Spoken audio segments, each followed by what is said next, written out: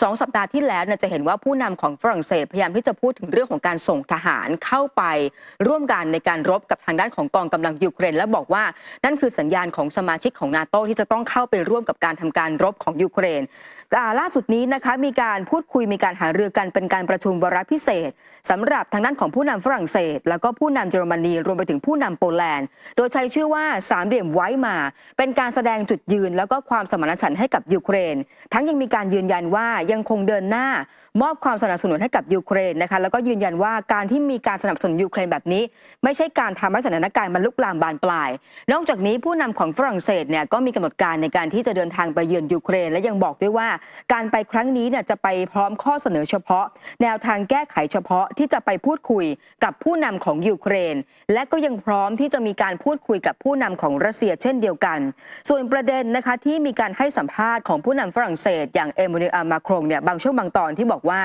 ทางตะวันตกเองหรือว่าสมาชิกของนาโตเองต้องมีการส่งทหารเข้าไปในยูเครนอาจจะมีความจำเป็นที่ต้องเกิดขึ้นในสักวันหนึ่งแล้วก็เน้นย้ำด้วยว่าฝรั่งเศสนั้นมีความพร้อมแต่ว่าทางด้านรัฐมนตรีว่าการกระทรวงกลาโหมของฝรั่งเศสเนี่ยย้ำแบบนี้นะคะว่าเรื่องที่ผู้นำฝรั่งเศสพูดเนี่ยอาจจะเป็นเพียงแค่เรื่องสมมุติเท่านั้นเพราะว่าตอนนี้รัฐบาลฝรั่งเศสยังไม่ได้มีแนวคิดหรือว่าแผนดำเนินการโดยตรงในเรื่องนี้และก็เน้นย้ำว่าทุกภาคส่วนในฝรั่งเศสนั้นไม่ต้องการเข้าร่วมปฏิบัติการโดยตรงระหว่างรัสเซียกับยูเครนค่ะครับนอกจากนั้นเองเนี่ยนะอย่างที่บอกว่าผู้นำฝรั่งเศสเองนั้นก็บอกว่าเดี๋ยวจะมีโอกาสถ้าต้องพูดคุยกับผู้นำรัสเซียเนี่ยก็ยินดีนะเพื่อที่จะหาทางออกก็ดูเหมือนว่าท่าทีของมาครงนั้นเนี่ยก็แบ่งรับแบ่งสู้กับสถานการณ์ดังกล่าวแต่ว่าคนที่ออกมาเตือนเรื่องนี้เนี่ยก็คืออันโตนิโอ ทาจานีรัฐมนตรีต่างประเทศของอิตาลีนะครับได้ให้สัมภาษณ์กับสื่อมวลชนและก็แสดงความคิดเห็นนะครับบอกว่า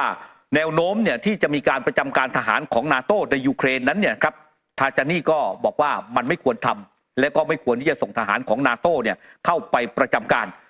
ทางด้านทาจานีบอกว่าผมคิดว่านาโตเนี่ยไม่ควรเข้าไปในยูเครนมันจะเป็นความผิดพลาดเราจำเป็นต้องปกป้องยูเครนด้วยตนเองแต่การเข้าไปประเทศแห่งนี้เพื่อทำสงครามกับรัสเซียนั่นหมายความว่ามันเสี่ยงจะเกิดสงครามโลกครั้งที่3นอกจากนั้นเขายังปฏิเสธความเป็นไปได้ใดๆที่เกี่ยวกับการส่งทหารของอิตาลีเข้าไปในยูเครนและเมื่อถูกถามเกี่ยวกับความเป็นไปได้ที่ประเทศสมาชิกอื่นๆของนาโตอาจส่งทหารเข้าไปสนับสนุนยูเครนสู้รบกับรัสเซียโดยเฉพาะอย่างยิ่งฝรั่งเศสนะครับทางด้านทาจานีก็ตอบกลับสั้นๆว่าหวังว่ามันจะไม่เกิดขึ้นนะครับซึ่งตรงนี้เองเนี่ยเขาก็มีความเป็นห่วงนะครับเพราะว่าห่วงว่าถ้านาโต้เนี่ยส่งทหารเข้าไปเมื่อไหร่นั่นก็อาจจะทำให้เกิดสงครามโลกขึ้นทันทีครับพูดถึงเรื่องนาโต้นะคะไปดูความเคลื่อนไหวนะคะของสมาชิกของนาโต้อย่างรัสเซียกันหน่อยนะคะเพราะว่ารัฐมนตรีต่างประเทศรัสเซียให้สัมภาษณ์ถึงประเด็นว่าวันนี้เองรัฐสมาชิกต่างๆพันธมิตรต่างๆของนาโต้นั้นจำเป็นที่จะต้องมีการพิจารณาการเกณฑ์ทหารหรือว่าการบังคับเกณฑ์ทหารอย่างที่รัสเซียเนี่ยก่อนหน้านี้เคยมีการยกเลิกการเกณฑ์ทหารไปเมื่อปี 2006 แล้วก็กลับมาบังคับการเกณฑ์ทหารเมื่อช่วงต้นปีที่ผ่านมาเนื่องจากว่ามีปฏิบัติการทางทหารรัสเซียในยูเครนทางการรัสเซียมีการเพิ่มขนาดของกองประจำการแล้วก็ทหารกองหนุนกฎระเบียบฉบับใหม่เนี่ยเขามีการระบุแบบนี้ว่ามีการบังคับใช้พลเมืองชายชาวรัสเซียทุกคนอายุ 18-27 ปี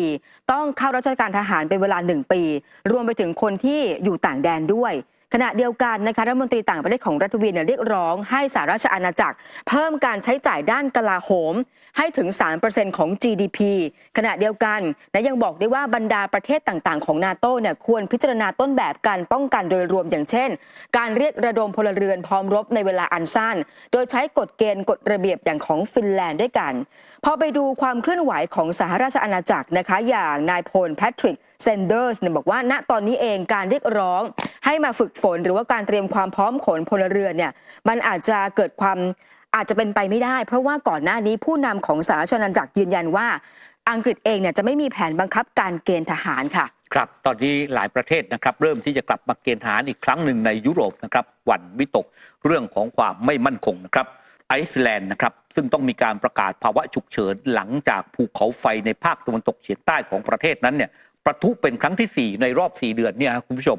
นะลาวานั้นกำลังไหลเข้าใกล้ท่อส่งน้ำประจำภูมิภาคนะครับ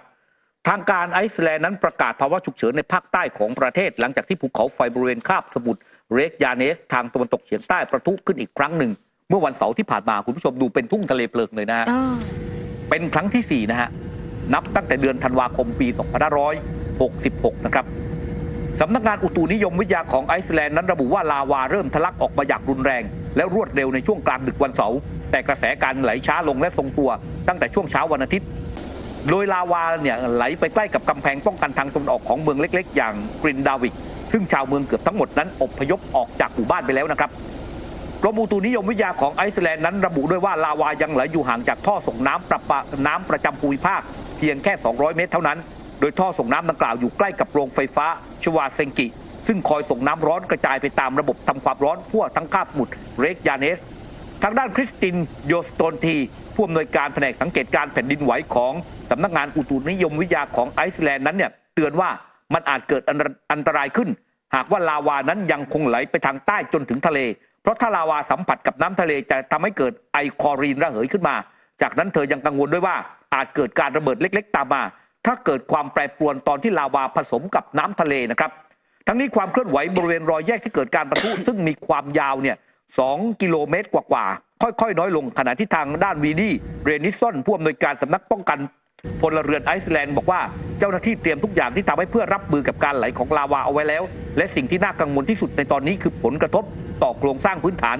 ทางด้านเรนิสยังบอกด้วยนะครับว่า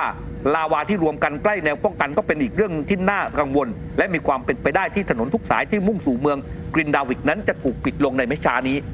นี่ฮะน่ากลัวทีเดียวนะฮะนี่คือเหมือนเป็น